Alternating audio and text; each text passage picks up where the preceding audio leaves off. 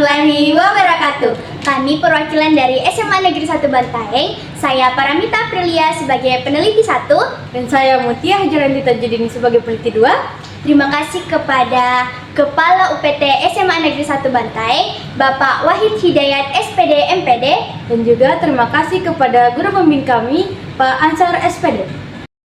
Penelitian ini bertujuan untuk mengungkap latar belakang masuknya Belanda di Bantaeng dan bagaimana kebijakannya setelah berkuasa di Bantaeng.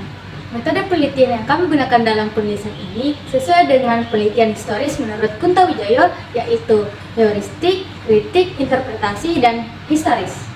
Dari penelitian ini, kita bisa lihat latar belakang masuknya Belanda ke Bantaeng pada perjanjian Bungaya yang di dalamnya berisi tentang Bantaeng sebagai sekutu kerajaan Goa dikuasai oleh Belanda atau VOC, dan kebijakan Belanda setelah berkuasa di Bantaeng setelah terbentuknya Afdeling Bantaeng dapat kita lihat pada Nota Bantaeng Inledi yang di dalamnya berisi tentang pembagian wilayah pemerintahan di wilayah Bantaeng. Terbelakang penelitian ini, masa kolonial Belanda di Bantaeng merupakan suatu bagian yang sangat unik untuk dikaji, yang dimana masa kolonial Belanda telah mewarnai perjalanan sejarah, ekonomi, politik, dan sosial budaya masyarakat Bantaeng hingga saat ini. Dari latar belakang ini, kami mengambil dua rumusan masalah. Yang pertama, latar belakang masuknya Belanda di Bantaeng, dan yang kedua, bagaimana kebijakannya setelah berkuasa di Bantaeng.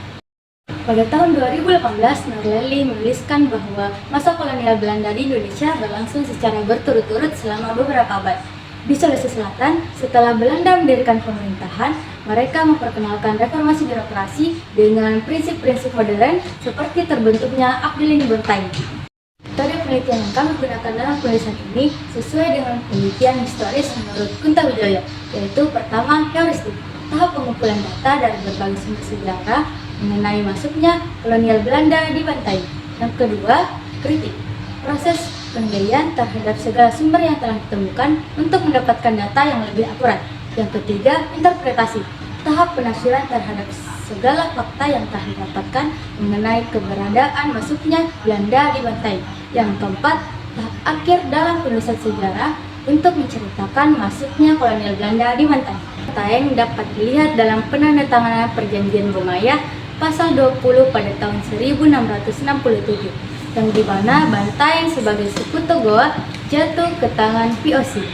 Tetapi pada tahun 1698, VOC berhasil menguasai Bantaeng karena telah menaklukkan kerajaan-kerajaan kecil, sehingga Bantaeng menjadi bagian dari Oost-Duur-Distriction atau wilayah yang langsung di bawah kekuasaan VOC. Maka dari itulah proses masuknya Belanda di Bantaeng.